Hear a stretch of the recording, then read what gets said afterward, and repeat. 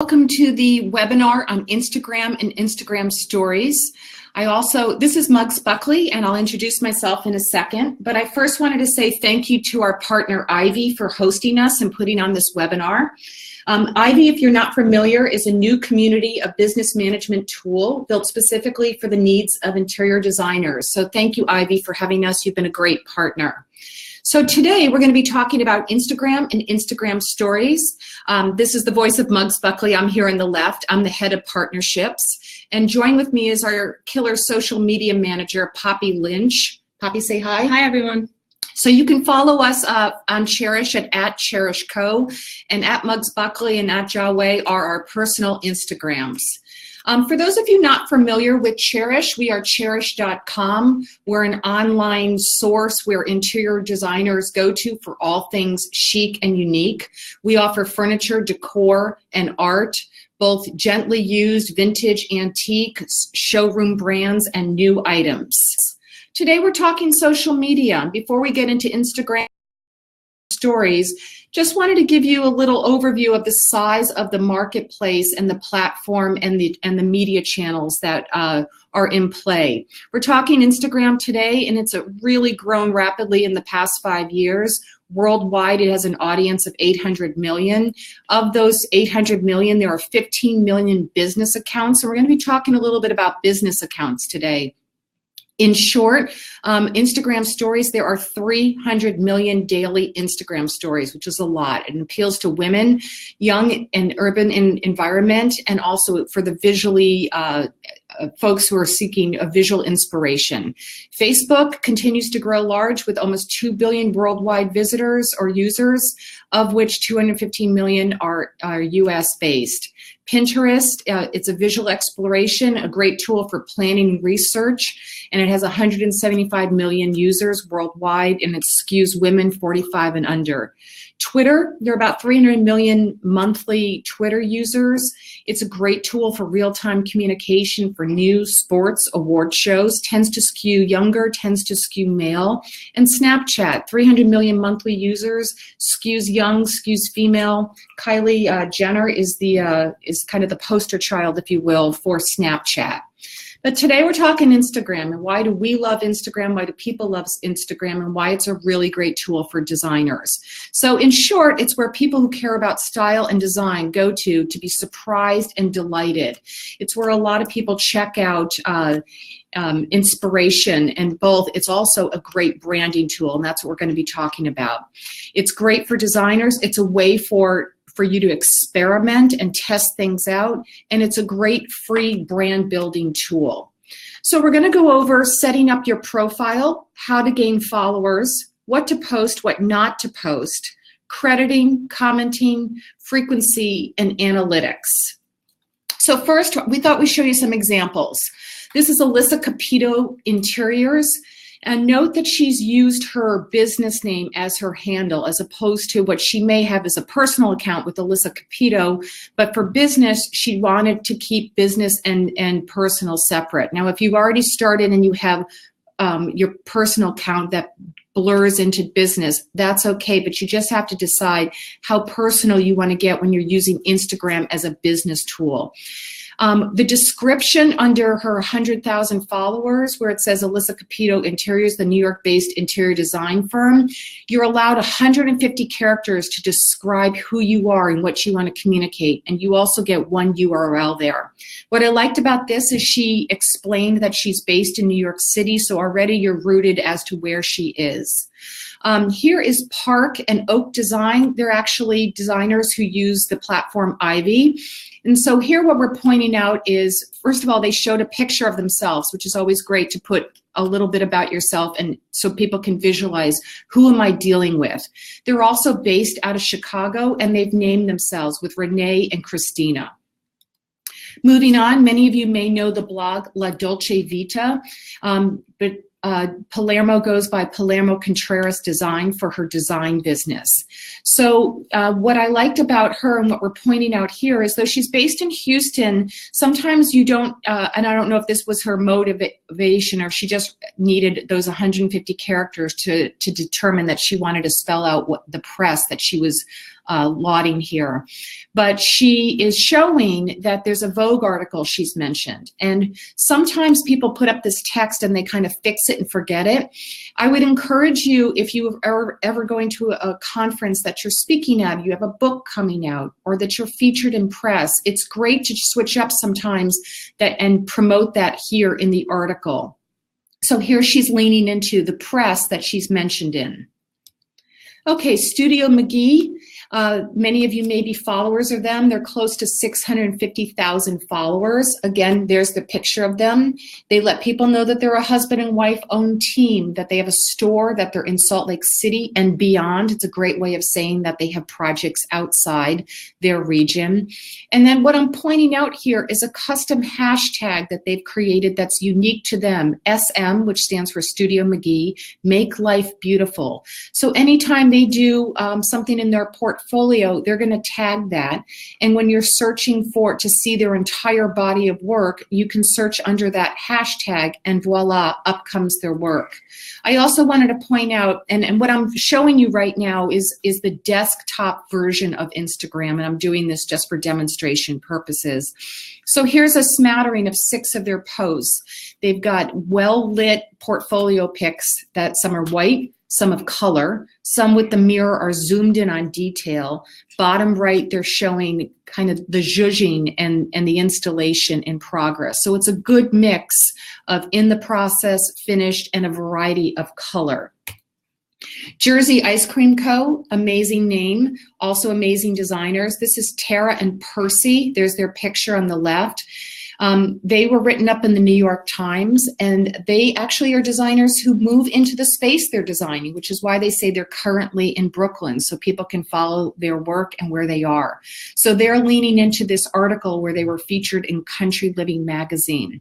And again, note the mix of color of their inky blues and then their kind of farmhouse look. That's very consistent if you ever spend any time on their Instagram.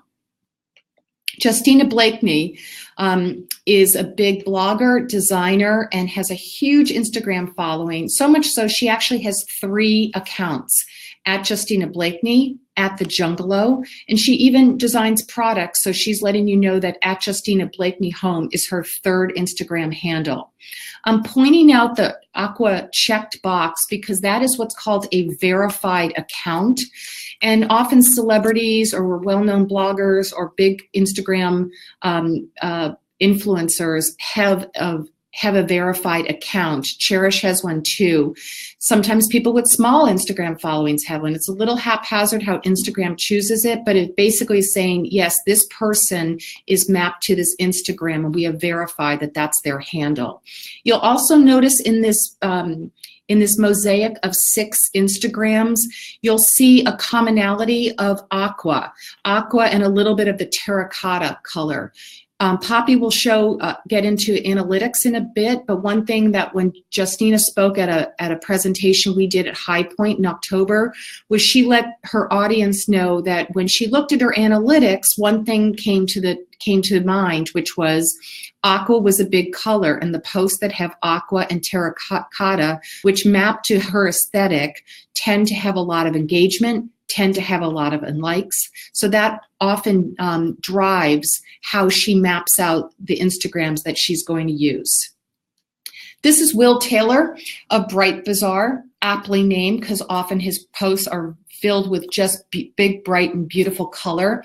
I'm pointing out 2 things here. He has a customized hashtag of Make You Smile Style. So once again, if you're looking for him and you want to find all of his work or anybody who's ever tagged, or if he wants other people to tag themselves as that so he can find who's working under that hashtag, that's a way for him to go find. But also, he is putting it out there, how people can get in touch with them. And that is through his email. He was not afraid to put his email right in that 150-character profile text. Sometimes when I go to designer sites and I look at contacts, they may have forms, or it's often hard to find an email. He's not afraid of that. Now, this, I think, if you can't click on this copy in Instagram, so nobody can kind of really spam this. They'd have to type it in. But that was an easy way. If you're looking for people to easily find you, perhaps you can consider putting your email in. It's not for everybody. It was for him. Ginny McDonald, Ginny__ McDonald. Two things I'm pointing out here. Another customized hashtag. She went with Ginny Home. And also she used to work with Emily Henderson, and she's just branched out recently in the past 6 months, and she has her own design firm. So just note the aesthetic in her portfolio: well lit, clean, well edited, consistent posts, a hashtag that is unique to her. She's letting people know that she's an interior designer and stylist. She was originally from the UK, now living in LA. It kind of roots her a little bit and gives people a picture of her and a taste of what she may, her aesthetic may be like. I'm gonna introduce Poppy, and she's gonna go over the difference between a personal account and a business account, and then I'll come back in a bit. Hi everyone, so I'm gonna go over the differences here. On the left, we have a personal account. We have a screenshot of our founder, Anna Brockway, and she has a personal account. That means that she doesn't have analytics. This is just, things that from her home, her kids. On the right is a business account. So this is an example of the back end of our account. So if you came to Chairish right now, you wouldn't see that little bar up in the right. We can see that on our end. So that is analytics. How you switch over from personal to business is pretty simple. You go into your settings and then you toggle over to business, and it'll switch over and start populating data for you. And we'd really recommend that you switch over to a business account for your design firm for a number of reasons. But here on the page, on our Chairish page, you can see we've circled shop and email. You can put in different links here. You can put in your email address, you can put your phone number in. You can put in your address if you have a shop, if you have an office that you're okay with people visiting. So that makes it very, very easy for people to contact you. Just another easy way to find you.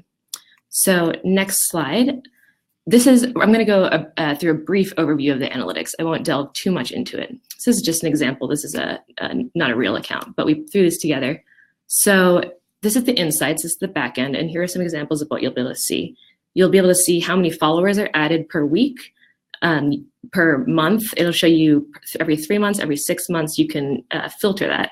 You can see the number of impressions. And when you switch over to the business account, I know that the terms impressions, reach, engagement, all of those things a lot of people are confused about. Instagram actually has a very easy explanation of that once you switch over to business. Once you switch over and scroll down, you'll be able to see those explanations. But just an overview, impressions is the number of times all of your posts have been seen. So that might not be by people who follow you, but people who've come across your account. Maybe somebody's tagged their friend and they've gone to look. So yeah, this is the overview. Followers, it'll show you a breakdown of gender, of ages, location of your followers, top locations, and it'll show you your top posts. Here's a closer breakdown of the followers. So we have age range, it'll break down, percentage of 25 to 34, different age demographics, different locations. And that previous screen I showed you the top 3, it'll actually break it down even further. It'll show you by countries. And then it'll show you, this is super interesting, the hours that your followers are on. So this is the hours that your followers are engaging most on Instagram. And this is super, super valuable as you're playing around with what time works best for you to post. Because if you experiment, you're posting at 2 o'clock, you're not seeing much, you post at 6 maybe, and you see a lot more. That'll give you some good feedback, and this helps you identify those best times to post.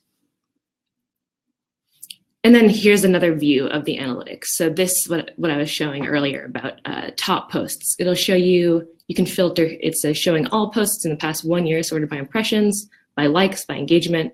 As I said earlier, you can filter by week, by 3 months, and it'll show you which posts are performing best in each category. So yeah, this is not something you'll be able to see on your personal account. And it's very, very valuable, especially as you're experimenting with what kind of content works best for you. Okay, this is Mugs again. All right, so many of you are probably past this stage, but if you're just getting started, we recommend when you're literally kicking off a new Instagram handle that you kind of load it up with some posts already. So there's 3 across in that grid. So we recommend a minimum of 21 posts as opposed to the side what we did on the right here, just showing that there's a lonely little 2 there. So just, load it up when you get started, and then you can kind of pick up your regular cadence as you go along. So one of the hardest things that people ask about Instagram is, how do I get followers? And truth be told, it's becoming a little bit more challenging as Instagram kind of matures. It used to be a lot easier. It becomes a little bit harder. And perhaps you're a designer who is building an email list, and we would recommend that you from time to time, when you send out your emails, that you always invite your email audience to follow you on Instagram. And nothing like repetition. Just don't ask them once. Constantly have a little reminder. Welcome you following on my handle over here. Another way to get followers is simply to engage on other people's handles. Follow them, like them, write comments. They are inclined to like and follow you back. Might they always? Not always, but it's a good chance that they will. Post regularly, and we're going to talk a little bit about frequency, but engagement and a regular cadence matters both to your audience and to Instagram. They're paying attention to kind of how often and how much you post. And then use popular hashtags that keep it relevant to your business. And what we mean by that is, if you've ever gone to your phone in Instagram and you go to the tag section, you can use a hashtag in your posts, and you can figure out what hashtags kind of you want to lean into and are very popular. I simply put up 3 here. Wallpaper, with almost 5 million posts out there where people have tagged hashtag wallpaper. Hashtag design inspo, that's another popular one with over 500,000. Hashtag gallery wall. This is a super popular one where we see a lot of engagement every time we put up a gallery wall. Maybe you're into ginger jars or Hollywood Regency or French country or super modern, whatever the it is. Figure out what you want to kind of lean into and stick with it. Just because you put up hashtag gallery wall, try not to expect 1,000 followers overnight. We're in it for the long haul. So just kind of keep that consistency going. All right, let's talk about some of the posts that work best. Now, there's kind of 3 ways you can have an Instagram account. One is original photography. You're committed to just only putting up the photography that you take. One is curation, where you're putting up others' works and you're kind of commenting on it and you're curating the best of whatever it is you're putting up, or a blend of the 3, original and curation. For designers, for your audience, your followers, it's often best to put up your own work. They kind of want to see your calling card, your portfolio. And it doesn't always have to be the finished product, but in the Instagram feed itself, you should be putting your best foot forward, showing behind the scenes that are well lit with details, mood boards, fabrics, color, things in places that you love that provide you inspiration for your design. Maybe witty or inspiration quote fits your style and your brand. Posts that don't work, often it's things that blur into your personal life that are way too personal, and that's a subjective thing. Poor lighting. I can't stress enough that lighting and having a consistent lit Instagram is really, really important. And all you have to do is look at the people who do this well, and you'll notice how much time they put into lighting, and go to somebody who doesn't exactly do it well, and you'll notice the difference. This may be obvious, but bad resolution, blurry or pixelated images, not the best. And anything that's truly off-brand and just doesn't fit you or isn't authentic to you. So let's get into some examples of people's designers that we follow and kind of comment along the way. This is Courtney Bishop Design. Note that this is a business account that she's put the word design. This is, I believe, her personal beach home. So she's leaned into a lot of hashtag and she's even put her own name. Courtney Bishop Design is a hashtag. Beach house, foyer, interior design. It's a great mix of a professionally shot image with some white, with some color.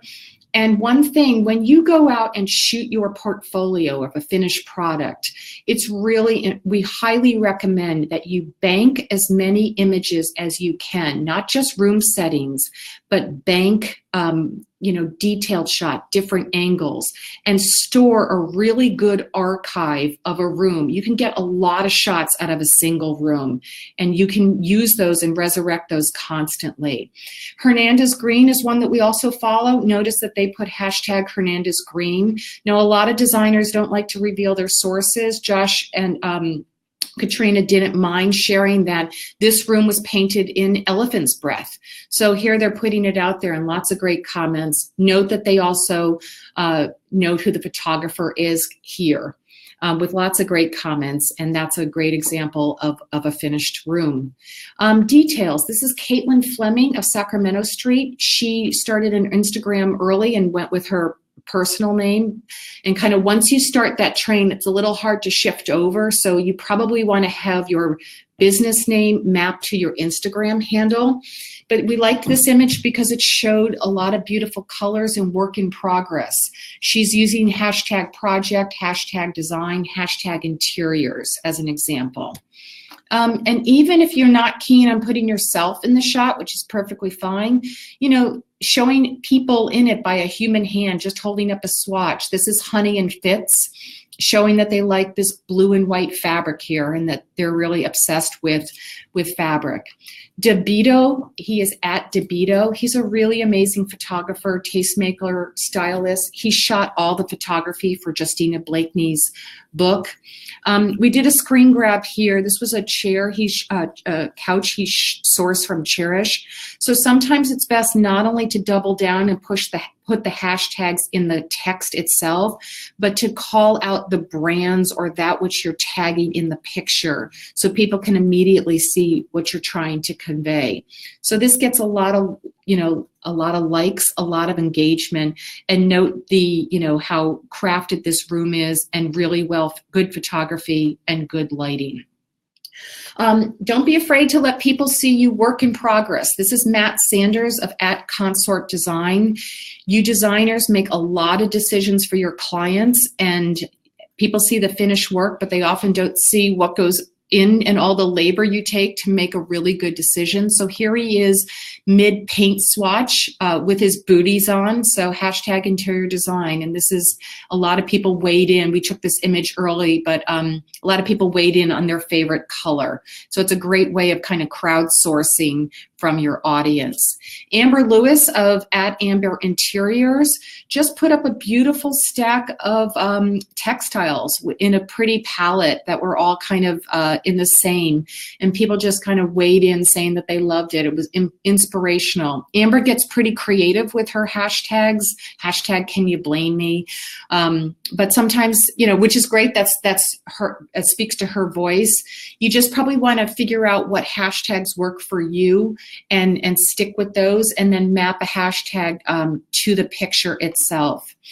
And maybe you just don't always have finished products or work in progress, and you want to branch out a little bit.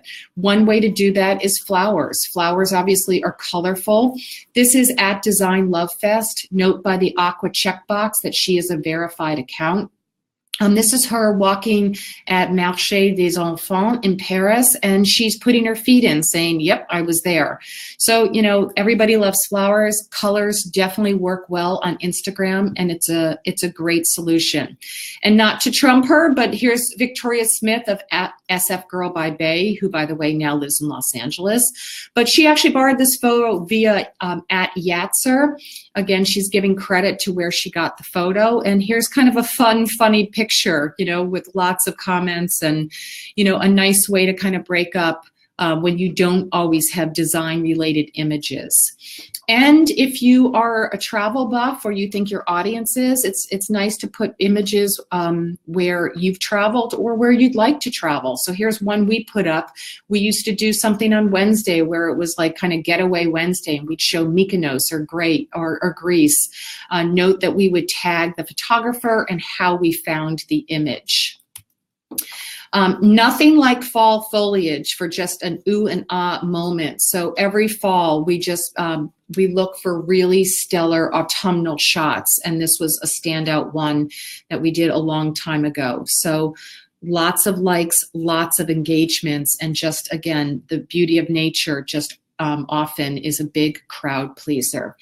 But since we're talking design, here's one that we put up, and we largely put up people's works curated, and we put original photography up other times, but we are largely showing work that we love for various reasons. And here's the LA-based designer Molly Lukemeyer. She is at Molly Lute. The photographer is Victoria Pearson, and we found this via House Beautiful, so we tagged it. But note that there's a great mix of a well-designed room, really eye-popping color with wallpaper, and this was a winning post with 2,600 likes when we did this last summer. Copy matters. If you're funny, go ahead. Let your humor show through. If you're not funny and that's not your thing, don't try to force it. Just always be authentic. So nobody puts baby in the corner. Here's a great little rust tufted accent chair. We loved it, so we put it out there. And copy matters. Just map that copy to fit your personality and kind of keep it positive and clean. And sometimes funny is good, and sometimes inspirational quotes are good. Here are some that we have. They really work well when they're either on point, or sometimes we put something out about happy hour around Friday, perhaps something around coffee on Monday morning, or weekend shopping. Sometimes they're inspirational, sometimes they're funny. And they're also contagious. So in this case, wine, because no good story starts with that one time I ate salad. And we did this a long time ago, but you can see how people were tagging other people, and that from time to time when we put this up, we'll get a lift in new followers with quotes because it's contagious. And nothing like kids and babies, but often people don't want to put their children in posts, rightfully so. So sometimes animals are a great substitute when you want to just show off a room, but add a cat or add a dog. This is Emily Henderson when she showed off her client's room with this adorable pug, and a beautiful tufted couch, some great color, and a snoozy little petite pug right there, and that was generated almost 3,000 likes. Here's the designer out of Memphis, Sean Anderson, showing off a great gray room on a Sundays with the dog just kind of looking out into nature here. So it was a really kind of play on words with Sundays and the dog. And again, everybody chiming in about love the design and love the four-legged friend. And then Jenny Commenda, many of you may know her as Little Green Notebook. This is Jenny's feed, or this is our feed, but we posted Jenny's picture of her house. Here's a great window literally into her world of 3 rooms, from her love of vintage to great color with the guitars in back, but nothing like the death stare of Linus, her dog, just kind of eyeing you down. So we called him the scene stealer. And we tagged the Domino photographer and Domino magazine where this originally was published. And then one more, and this I believe is another Ivy designer of Dina Bamman Interiors. This was a San Francisco designer show house. I mean, who doesn't want to do laundry in this room? It's a winning recipe. Great room, amazing wallpaper, everything blue and white and clean, and throw that cute little pooch in the bathtub, and you've got a killer post with 4,000 likes and lots of comments. So dogs and animals often offer a nice enhancement to your design photography. And sometimes you don't have to have all the answers. So we'll put up a question, rainbow books. Do you like or love it? Do you love it or want to pass? And we will get viewer feedback on this. Some people loved it. Others were less so. You don't always have to have the answers. If you're putting up your own work, that's great. If you're putting up other people's work, you really just don't want to put them in an environment where people are going to be trashing the work. So that's not so cool. But here's another example of where we have an empty room and what would you do here? And we had a lot of comments with over 3,000 likes. And I like this comment over here, walk around in my birthday suit. So lots of good interaction here, and people weigh in, and we get ideas when we ask questions. It really helps. It's a good feedback loop for us. Okay, more successful posts. One thing here, we talked about hashtags. Every time we put something up about gallery wall, I'm not sure what it is, but we often get a little bit of a lift. And you will find your winning hashtags that work for you. Sometimes, even though it doesn't have so much color, the angle of the photography where your eye is being drawn is a winner. And sometimes it's just what time of day and what day of week you put a post up. Poppy showed you the analytics.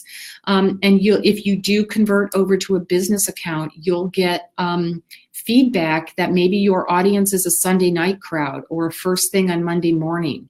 Or if you live in Chicago, maybe you've got New York followers, so you want to be timing your posts to when the lion's share of your audience is up. All right, let's talk about consistency. This is our feed when we started off. It's kind of a hot mess. It's got a lot of bad going on here. It's got inconsistent sizing. It's got different lighting. The bottom right, I think we were doing a photo shoot. So what I wanted to point out is like the bad sizing here. We cleaned it up, and here's our feed as of recently. We stick to perfectly square images, and we always try to go with well-lit rooms. Again, back to the photography and the lighting and the consistency. And this is our hashtag of hashtag found and cherished. So here's our sister brand, Dicasso Home. Poppy does double time. She's the social media lead on both Chairish and Dicasso, and she's just going to speak to the different voice of running two brands. Yeah, so we wanted to give this to show you just the different types of feeds that you can have and sort of how we organize the look and feel of Dicasso. So Dicasso is the new home of the world's top modernism and antique dealers. Gorgeous antiques, gorgeous contemporary art. But that also means that we've got all sorts of styles. And so we were approaching this and we were thinking, how are we going to show this, all these different styles, and make it mesh well? So something that's really helped me in sort of putting together our feed and organizing our posts is that I organize by color. And I'll often, if I have tons of photos that I want to look for, that I want to add to our Instagram, and it can get overwhelming, I'll look in sort of groups of 3. So how is that going to look in each row? And I understand that, you post another photo in that row, it moves to the next row, but at least that grouping is together. So you can see here, we've got this Persian rug. It's bright patterned blue, and I was matching the blues in the photo on the right. Greens, and then we also make sure that for this, it's not entirely super overwhelming. So we leave some white space here and there, and it just makes it it flow a little bit better. And also you can see in the top left post and the bottom right post, that little icon indicates that there's a carousel of images behind that, and Instagram allows up to 10 images per post. Okay, back to look and feel. I'm going to fly through a few more examples. This is Abigail Ahern out of the UK. She's all about inky, dark greens, blue, and black, a very consistent look here. Grant Gibson out of San Francisco. If you lean in, you can kind of see it. He's sticking to the Polaroid image around each one. Again, very consistent. And he's hanging his hat that he was, his work is always eclectic, and he's very proud, as he should be, of that mention in Elle Decor. Athena Calderon from I Swoon, her pattern is a vertical followed by a horizontal image back to vertical. And so that's her consistent way that she likes posting, every other one being vertical or horizontal. Will Taylor of Bright Bazaar, everything bright, a very, very consistent look and feel of bright colors. He peppers himself in, not next to each other, but every couple ones. Crediting is really key. For a variety, for business in general. So always credit the photographer, even if you paid for them and hired them. Credit the location and the media vehicle you found the image in if it wasn't yours. Please don't source Pinterest as a source. You have to dig a little bit deeper. Pinterest did not take the picture. So crediting is key. It's good business, it's respectful, and you make new friends and followers. So you can see here on this image that we took, our social media manager, our former social media manager took this picture, but she got a credit here. We tagged the designer and we tagged Refinery 29. Commenting, really important. Try to be positive. Try to answer people's comments. Try to get back to them. If anything goes south, you have permission to delete your own post or the comment. And any kind of customer service question really should be taken offline and be private. But try to be positive and try to get back to your followers and like their comments. So let's wrap up the Instagram part of this. In general, this is all subjective. What we recommend you posting a good 5 times a week and not all in a row, meaning like not all on Monday. Experiment with the post time. You will figure out when it works best for you. Now, sometimes we post 2 to 3 times a day. We use a scheduling tool called OnlyPult that allows Poppy and her team to have an evening and a weekend. If you don't want to do that, that's no problem. But the biggest thing that we hear designers say is it's so overwhelming to manage. So we recommend you don't have to be Johnny and Jilly on the spot all the time. Carve out 2 hours a week, figure out what you're going to post, write your copy, get your hashtags, get your plan together, and then if you don't have a scheduler, put it on your calendar, and then it's already kind of prepped and ready to go, and it's not such a time suck. But think of Instagram as your highlight reel of your portfolio. Okay, fast tracking through some of the folks we like. At Young Ha, My Domain is a publication. At M. Henderson, lots of great choices here. Alessandra Branca, at DeBito, Zayo and Son, and Mark Sykes. Really so many choices, but these folks tend to do it well from a publication point of view and a personal designer. We're going to shift gears and talk about Instagram stories. So about a year and a half ago, it was a lot easier to get followers. And what happened a year and a half ago in August of 2016 is Instagram changed the algorithm, similar to the way Facebook did, meaning that the last post in used to be the first thing that you saw. They changed the algorithm based on engagement, meaning if I have 100 followers or I follow 100 people, but I only like 10 of them, I'm going to see those 10 over and over and over at the top of my feed. And anybody I've never commented on, liked, or engaged with, they're going to be in the bottom. On the flip side, if you have 100 followers and only 10 of them kind of like your post, you're going to be at the top of theirs, but you're probably not going to be as visible to the others. So engagement is the name of the game, and Instagram stories can really help with that, because if you really don't have, you can be a little less pristine in your Instagram stories, but the more you do them, that counts as engagement for both your audience and for Instagram. So it's a great way to stay top of mind for your audience, to diversify your strategy from both your feed and also your stories. Get some real-time marketing, meaning like you can poll people. Should I go with blue? Should I go with gray? Should I go with this chair or not? It's a great way to test, let loose, have fun, and be less of the perfectionist that you probably should be in your Instagram feed. You can show a lot of your design point of view and behind the scenes of how you design and document your portfolio. It's a great way to show the before and after, and show people what events you're attending, whether you're attending or speaking or you're going to a gallery or whatnot. It's a great way to kind of give a little bit of your personal world and how you think about design outside of your work. And it's also a good way to call to action if you want somebody to kind of contact you and get a reaction. But in short, a great way to target your audience. The Instagram stories are only up for 24 hours. Much like Snapchat, they do disappear. So hashtag BTS, behind the scenes, Jenny Commenda with her more than 100,000 followers. I just did a screen grab of a little tutorial she did. There were many more slides in this. This is all I could fit on the screen. But she wanted to show how she painted a refrigerator and added brass poles. So here's the first one. Here's the finished product. And then swipe up for the full tutorial. Now note, if you don't have 10,000 followers, which many of you, most designers quite honestly don't, you won't be able to have the swipe feature. That is only available for those Instagrammers who have more than 10,000, which she does. So that's an FYI. This is Sarah Sherman Samuel. I'm showing you here on the left. There's Sarah up in the Jasmine Bush there. She's a LA-based designer who is the designer for the This Is Us star Mandy Moore. So here, what I'm showing you in these 3 screen grabs is, here is a screen grab from her Instagram feed, completely well lit, really clean, really pristine. The one in the middle and the one on the far right are screen grabs from her Instagram story. Gloomy day, house not lit, lots of buckets around. This is the sausage being made, right?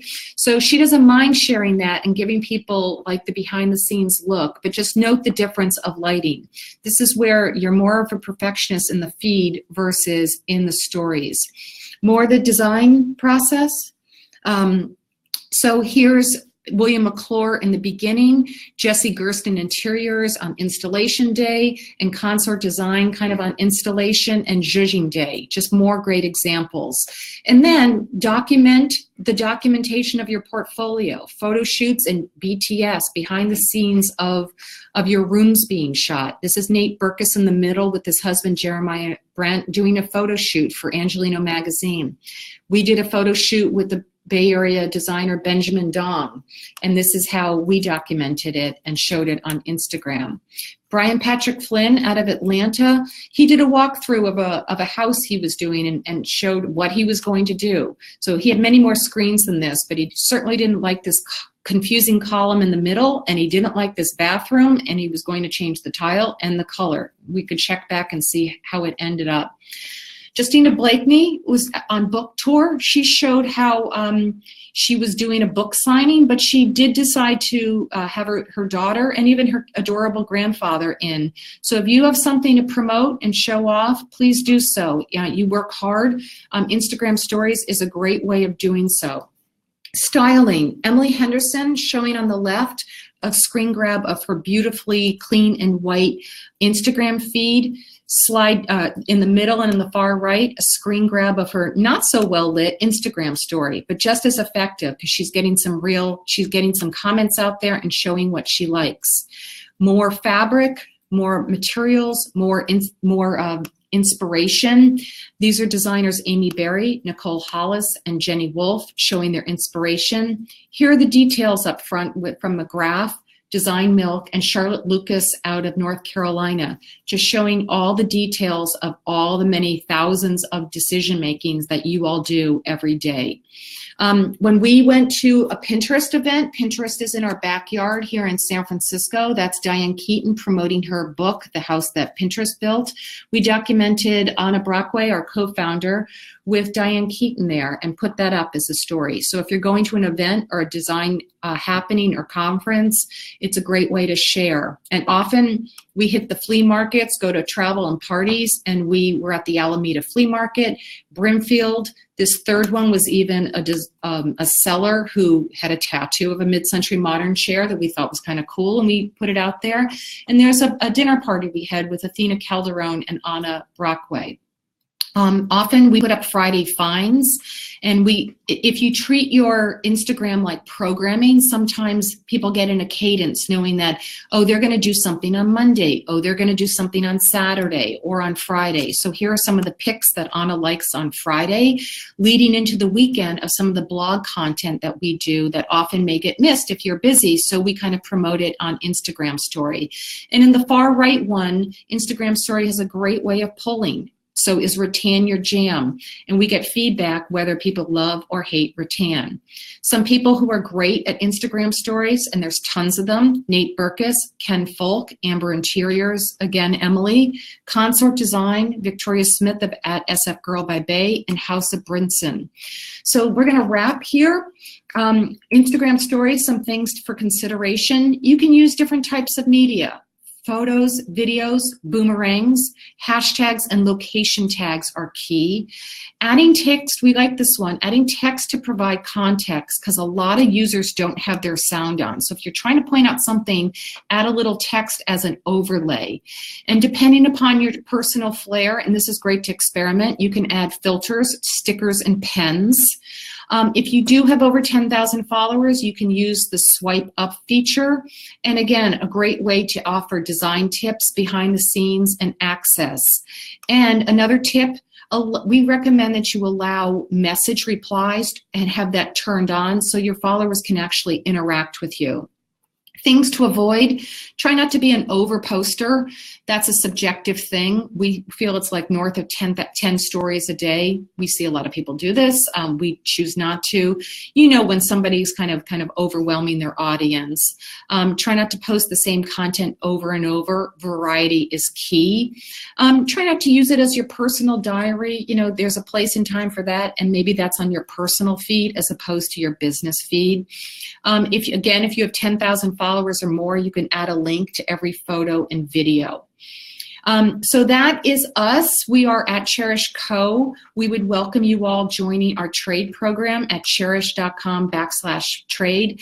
Many of you may know of our trade person, who's our trade person for both Dicasso and Chairish, and you can sign up for one program gets you into both, and that's Marissa Marcantonio. She actually doubles as our head of trade for both brands, and she runs the popular brand Style Beat blog.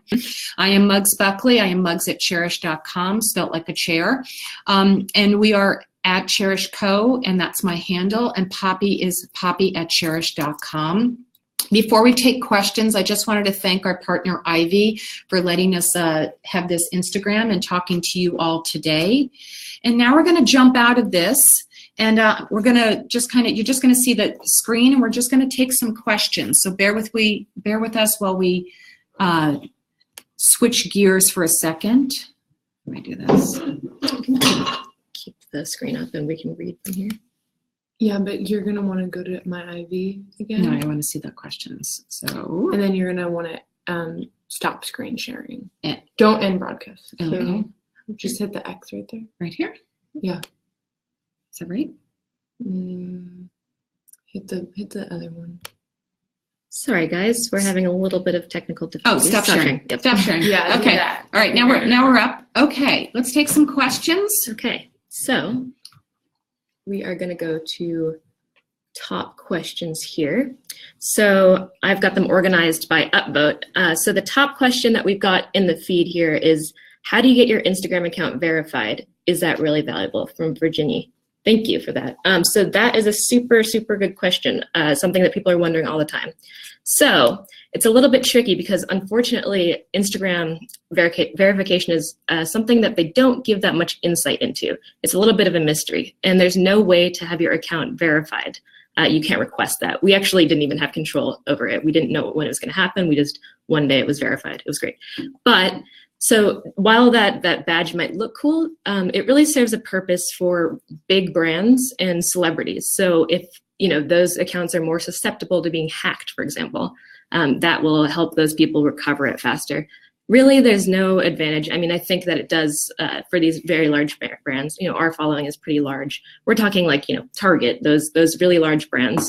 It shows you that this is the legitimate official account of that brand. It's not really something that you'd have to worry about, I don't think, unless you're upwards of 100,000 followers. So yeah, and also it doesn't give you any special advantage. It doesn't mean that you're showing up in the feed more. It's really about that safety. So that's why we recommend doing a business account. That is something you can control, and that way you get a lot of insights. All right, let's go to the next question. The second upvote is from Sophia. Is it important to post the hashtags after the series of dots, and why do people do that? Also a great question. So I saw, I'm trying to keep up with the comments over here. It's going a bit fast for me while we're doing the presentation. But we put the dots in our hashtags, above our hashtags, because we feel it gives it a bit of a cleaner look. If you're scrolling through your feed, if you put those dots in, it actually hides the comment, the first comment. So it kind of like tucks it away. Hashtags can look a little bit messy if you're doing tons of hashtags. We'd recommend also don't over hashtag. We mentioned that there's kind of a balance in finding those. So yeah, those are really, you don't have to do that, but that's something we do to keep it looking neater. Yeah, it's more an aesthetic thing than a functional thing. Okay. Let's see, we have another question. Another designer during a similar webinar recommended to never tag your sources to protect your work. Do you agree with that? Great question as well. So yeah, I mean, there are instances where maybe people's work has been, screenshot and shared again and not credited. And this is why we say, the best practice is to always be crediting other people's work. If you found something on Pinterest, dig deep to find the original source. And so that also, in turn, if you're going to share your work, we actually, if you want to get your work out there, if you want to tag publications, if you want to tag accounts like ours to be potentially featured, it's kind of something that you're going to have to decide. It's possible that someone will save it and be inspired by that work. They could follow you. And if you do see your work out there, for example, you can totally comment and be polite, like, thanks so much for sharing my work. Send them a message, ask them to tag you. It's really, people, we've never really run into a problem with that. If someone hasn't tagged you, just ask. It's no big deal. Oh, okay. Another great question, which we should have mentioned. Amy Ramirez asked, is there a way to have a business account if I don't have a Facebook account? Great question. And no, you do need to have a Facebook page. So if you haven't created a Facebook page for your account, also a super easy process, just go to Facebook. You can Google Facebook pages and it's a very easy setup. And once you've created that for your business, you can connect your page to your business account and it'll connect. And also we'd actually recommend doing that because it's easy to share across platforms. You post an Instagram post, you can share it to Facebook as well. And for us, we have a large audience on Facebook. It makes sense to be on both platforms. We're not going to get into Facebook right now, but we recommend using Facebook pages. And if you're going to switch to business, you do need a Facebook page for your business. This one? Yeah. Okay. Deb asked, what are the rules when we use someone else's photo? Tagging it enough, inspiration shots, etc. So we touched on this, but there's the rules there are, if you're sharing from a publication, keep the watermark in, Architectural Digest watermark. You always want to tag it, but you also want to ask permission to use someone's photo. People don't always ask permission; they just tag, and it's kind of a fine line there. But it's always best to ask permission if you're going to use someone else's photo. If you found something on Pinterest, maybe it's an old shot, from early Vogue magazine, Vogue Living or something. Tag the designer, find the photographer, tag the source too. It's always best practice. Okay, I'll take the next one from Florence. She said, my grid is always square images. When you mentioned you had inconsistent sizing for a while and then cleaned it up, what did you mean? I know I went by this pretty quickly, but we were, there's a way in Instagram where you can post in square. You can also post vertical or horizontal. And we were all over the place. We were just putting up images and not paying attention to the square. So we post only in square on the initial image. And then what I was showing was other designers either post with a border.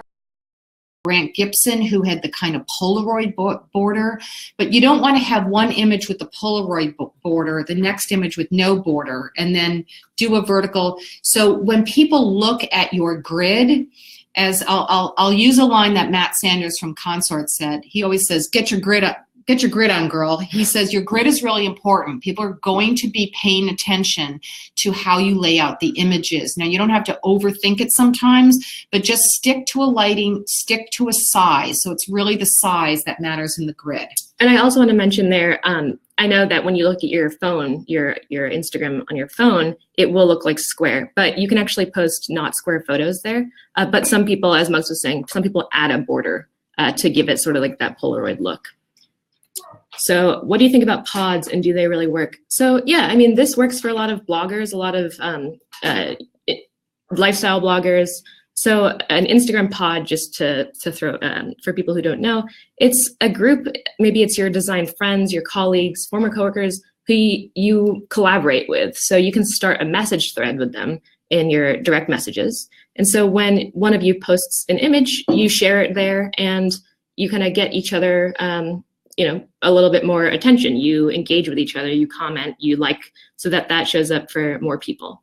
And I think it is it's a good tactic. Find your designer friends, and it's just a sort of, helping each other out. And Elena asked if this presentation will be available for use later. We hope to get kind of a cheat sheet down later. we're a tad busy right now, but we plan on putting something together, and we can follow up with you after this presentation. So yes. Florence asked, when people say consistency is key for Instagram, does that mean posting every day, or will I still get a growing number of followers if I post consistently twice a week, for example? Also a great question. So we understand building your Instagram brand, you don't have a social media manager, it's just you. That is for most people. It takes a lot of time. It takes a lot of time to figure out what you're gonna post, how your grid's gonna look, what time of day you're gonna post. A lot of people are doing this by themselves, and we get that.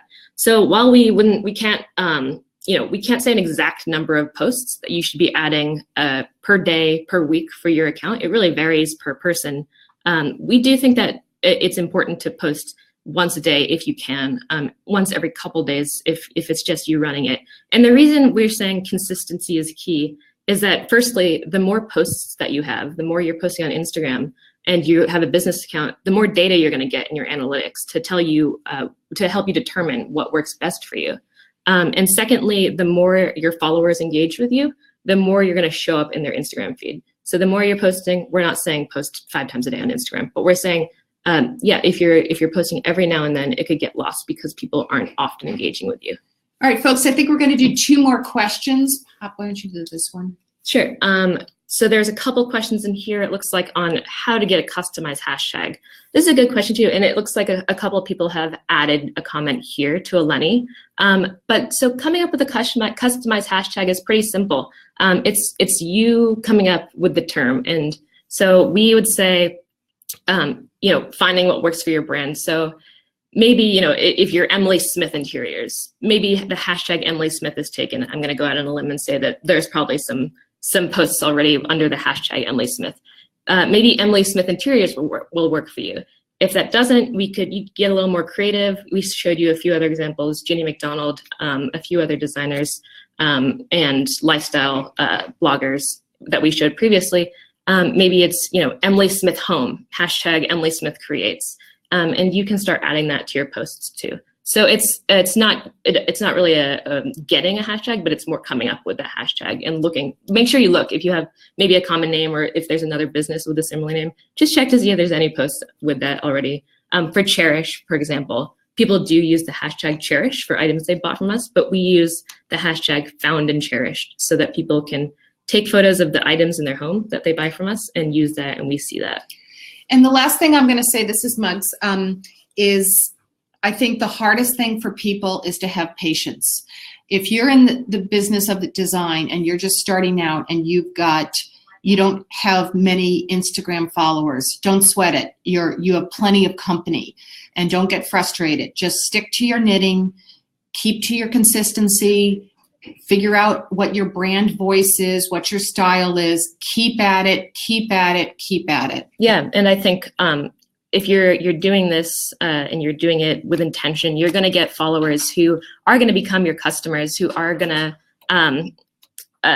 really follow along with your work. They're going to be really valuable. So when you're being intentional with who you're engaging with, you're not randomly liking, then you're going to see the benefit of that. It will take time.